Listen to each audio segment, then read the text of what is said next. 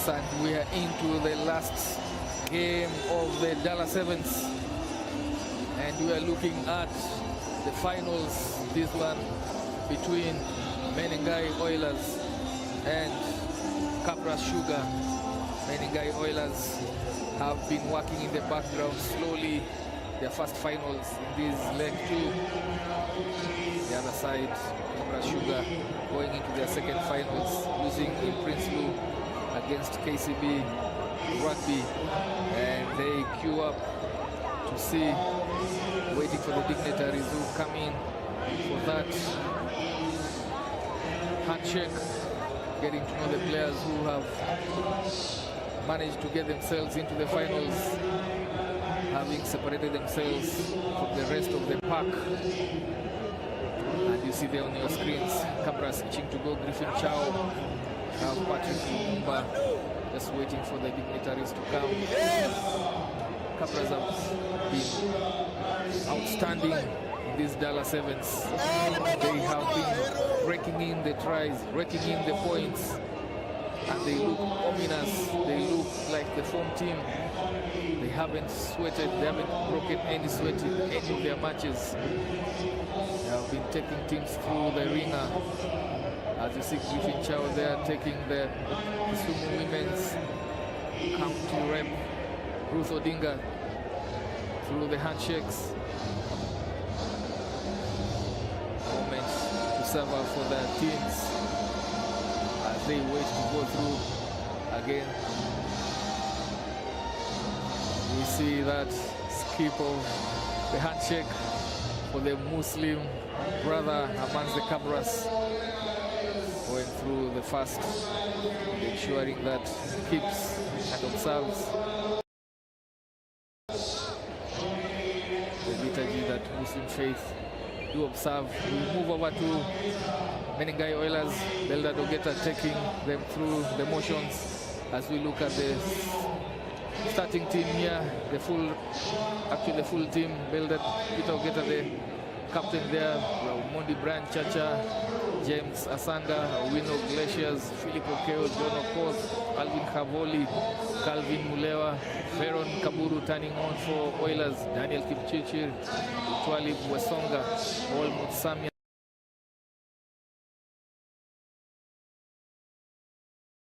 Another signing for Oilers, and Lucky Byron Onyango will park at the wing. On the other side for Kabaras, you have seen Patrick Sabatia, that introduction from Griffin Chow. We have Derek Ashiundu, Bryson Adaka, Ronald Wangila, Matthias Asimbo at the wing, Michael Loyo not getting enough airtime as he would have wished. Jackson Siketa, the under-20.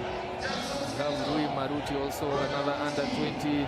Michael Lukusi, Eric Cantona, and Rayvon Ambale, and Adrian Kosa, who are turning up to see if they can get their hands on this trophy. Last they won it was in 2024. On your screen there, Rayvon Ambale relishing the moment. He is a smooth operator, parking at the center alongside his compatriot Jackson Siketa, as we see that in memory of late former Prime Minister Raila Odinga, that shield in commemoration of our fallen giant, who would have been here, you can be sure, but ably representing the family of the Odinga. This is Ruth Odinga with that plate that is a memorial offered by the hosts, Kisumu RFC. Before we go into the game itself,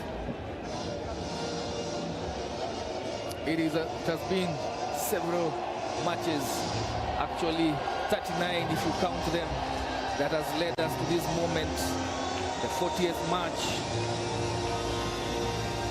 46th match of this tournament, the main cup final, and this one is an interesting one. Oilers quietly confident that they can pull a major upset against their Rai brothers in Kabaras Sugar. If you're watching us, we thank you for joining us. It has been 2 days in Dala Sevens, the lakeside city of Kisumu. And it all comes down to the next 14 minutes. Glory awaiting the winners. And no one really remembers the runners-up. So we have a match to suffer for the next 14 minutes as Kabaras kickers off. Jackson Siketa going to his right. And error number 1 from Kabaras. The moment probably getting to the youngster. The ball does not go the full required 10 meters. And an immediate anticlimax for the Kabaras fans. They were looking for that big hit that will be dished from the trio of Patrick Sabatia, Derek Kashiundu, who are in the forwards together with Griffin Chow. But Glaciers Owino, outrightly the best player for Menengai Oilers in these last 2 tournaments. These first 2 tournaments of the circuit, goes into contact and is immediately arrested. That ball looks like it will be turned over. They survive that close quarter combat. Daniel Kipchichi goes to deck. Glaciers once again, now this time round, puts it out wide. Joel Mboya, Philip Okeo, sorry, his brother John Okoth. John Okoth goes to deck, coming to clean it, puts it out. Philip Okeo too, supporting arriving player. They go to deck. Early days here, but Oilers doing well to retain possession under pressure. Creeping offside from that rack is the Kabaras backline, and immediately referee penalizes them. And after an initial first few minutes, it goes to deck, and there is a reset called scrum down in favor of Oilers, still in their own half, but they have had the rub of the ball. They have had the possession, and they will look to see if they can get going. Glaciers Owino, they are feeding the scrum, coming round.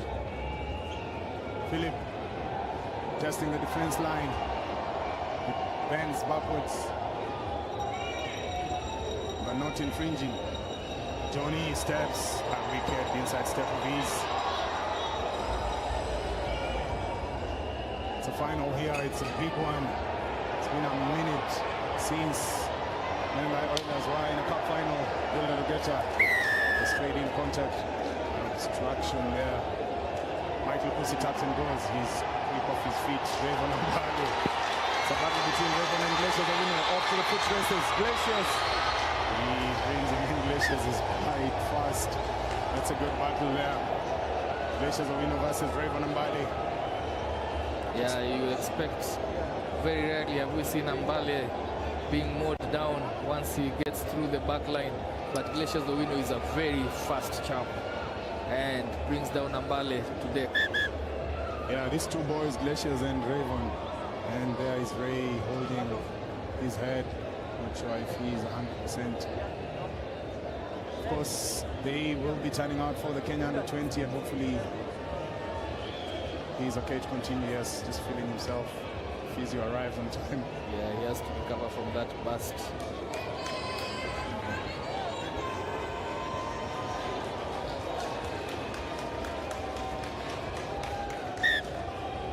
Time back on. Stay 10.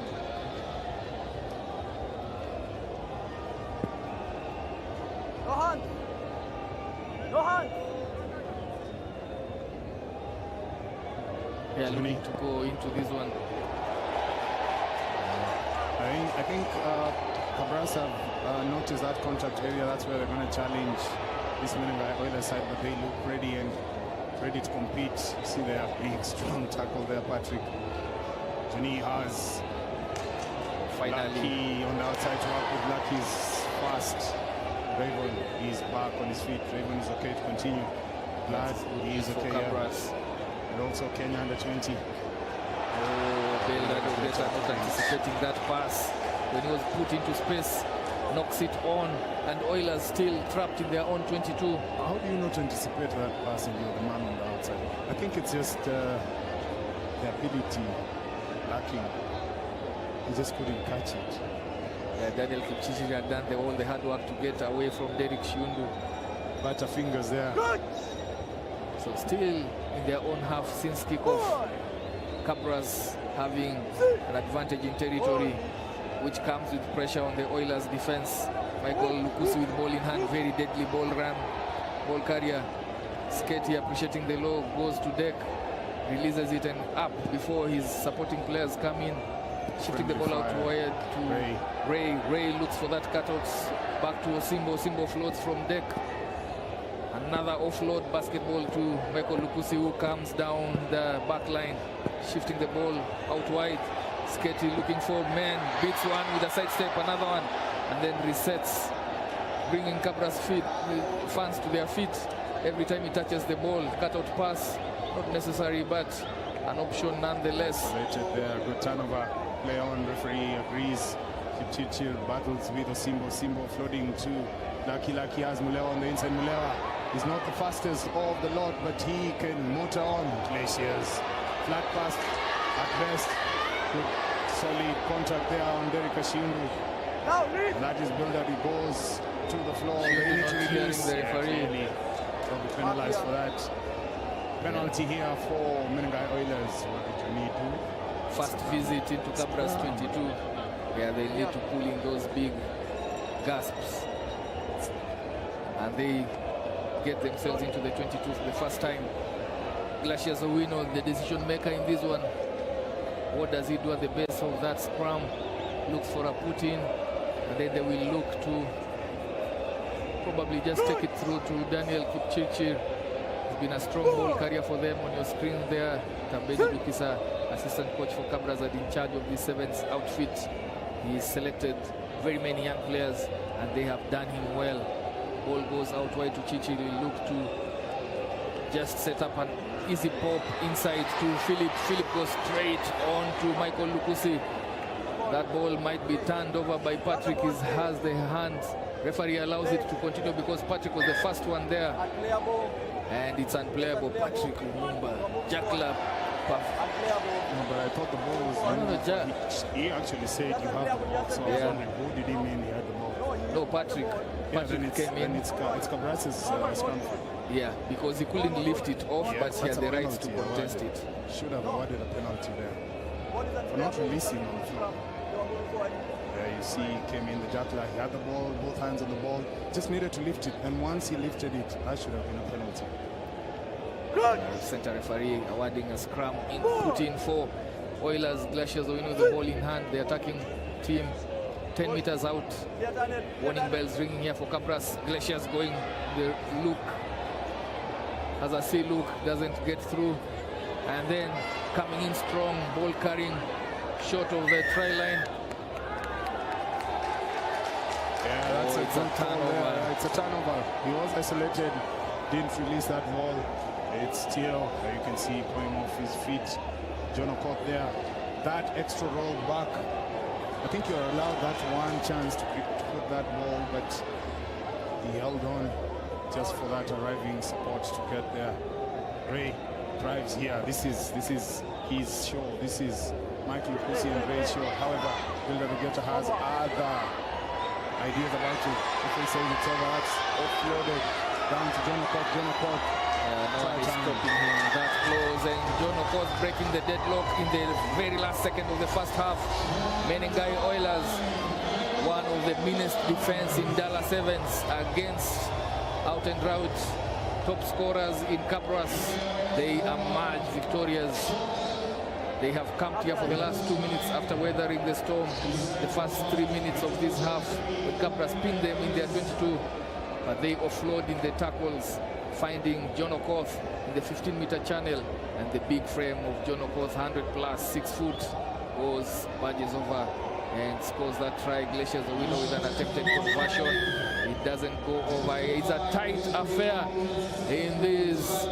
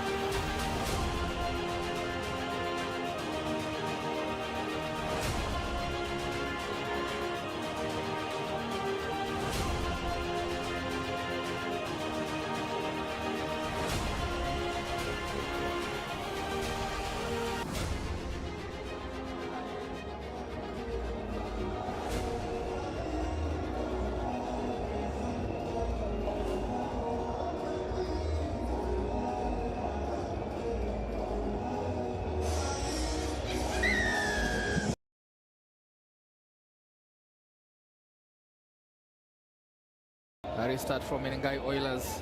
They put it through the boot. This one looks like it will go out into touch. And another error from Oilers first half. We saw that kickoff. Kabaras with that error. And Oilers doing the same. This restart of the second half. Quick tap and go from Mike Lukusi. Kabaras upping the ante, trying to get themselves onto the scoreboard against Menengai Oilers. A good jackal there from John Okoth, using all his experience.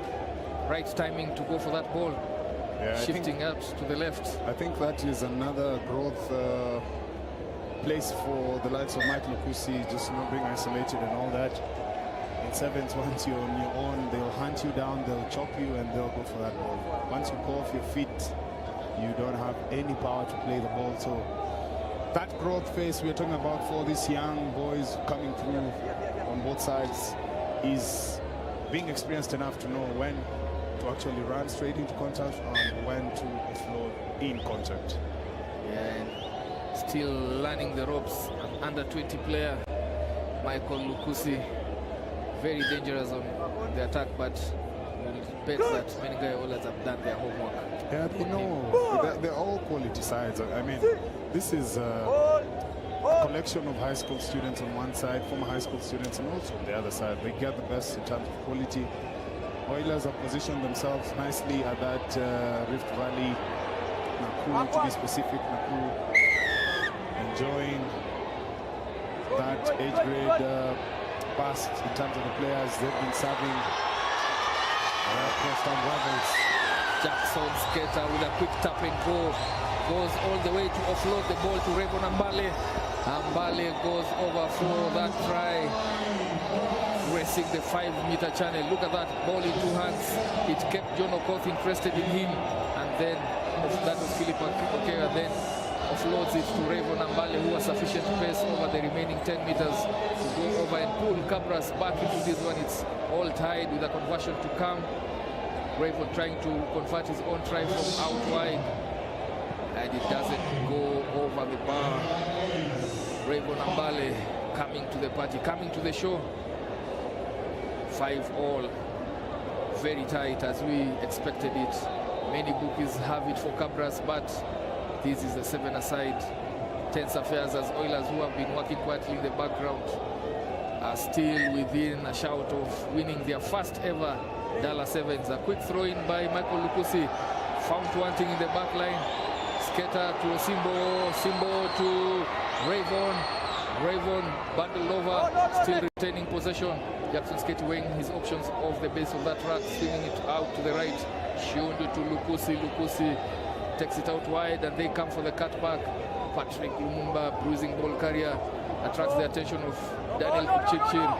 Kuchichir being warned against going for that one.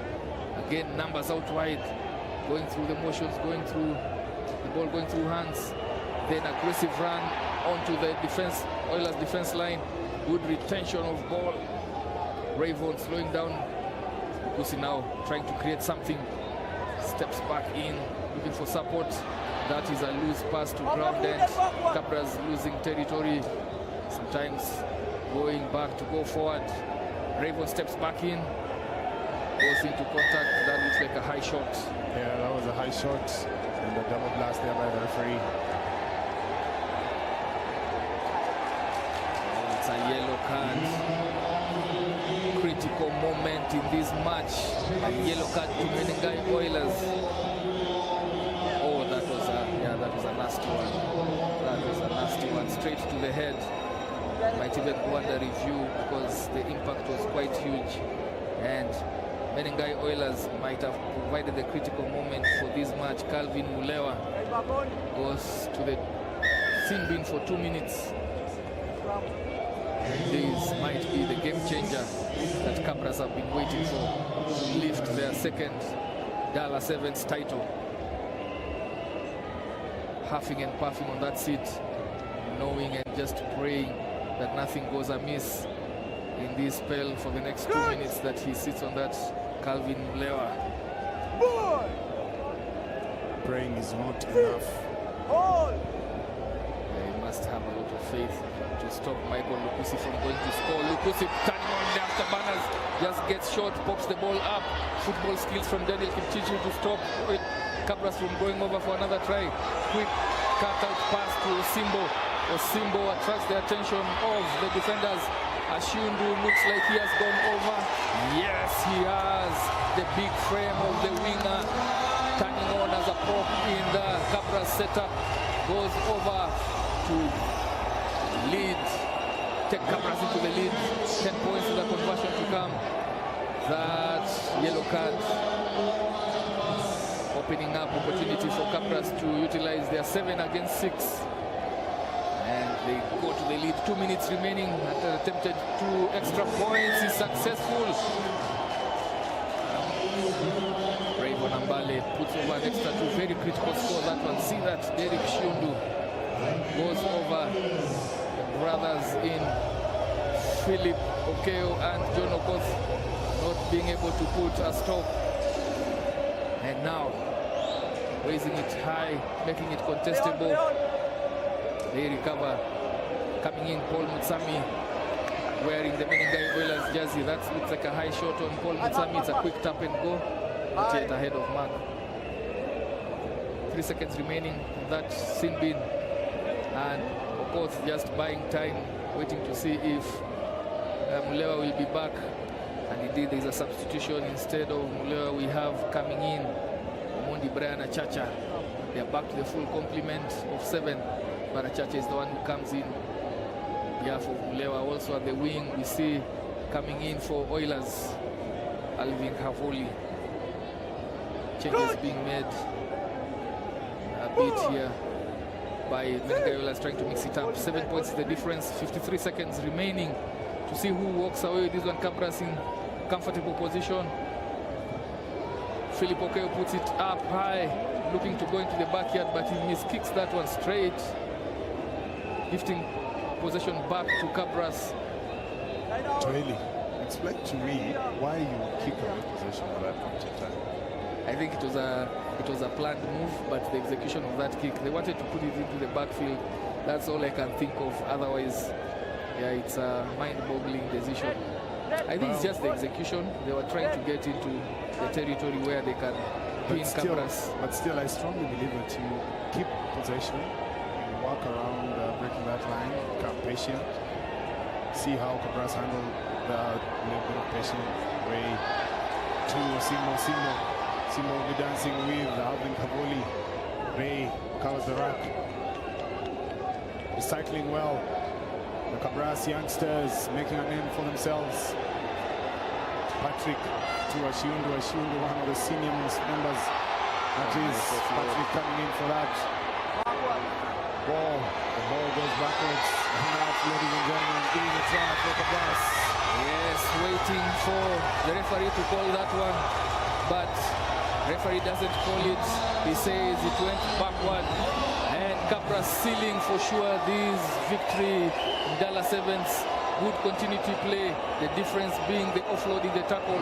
Oilers were never able to set themselves up to defend those offloads. Ronaldo Anguilla polishing that victory for Kabaras, that final try that is converted.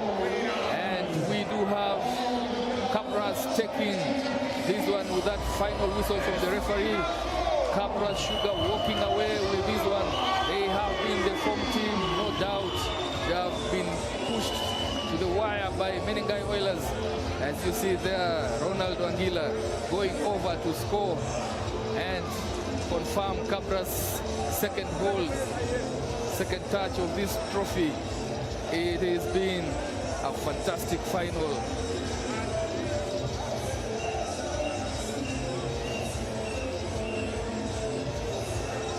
What an absolute masterclass of tournament rugby from Kabaras Sugar. The winning coach there, Tambinan Dukise, coming in to congratulate Oilers. They come from the right family. Kabaras came into Sunday with their points to prove.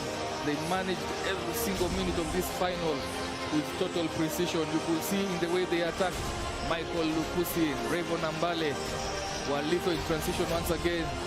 But also we saw number 10, Jackson Sketty, step up with those quick tap and goes, and he was able to make proper decisions. But also credit must go to their defense at the breakdown. The Oilers pushed them hard. So the likes of Glaciers Owino and John Okoth turning up in these finals. They carried the ball with immense physical intent, but Kabaras' disciplined defense was there to show, shutting out Oilers to that one try and winning this one 19-5. Yes, they were heartbroken in Nakuru 7 days ago, but today here in Dala, they lift the silverware that is most important, the gold, and walk away with 22 points. And that makes a difference on the SportPesa National Sevens Circuit, with defending champions KCB getting knocked out in the quarterfinals by Queens, and Kabaras Sugar collect the maximum 22 points today and swing the overall champion race wide open. For Kabaras, this isn't not just another leg victory. It ends their 9-year wait to lift the Dala Sevens crowd. I mean, they won it 2 years ago.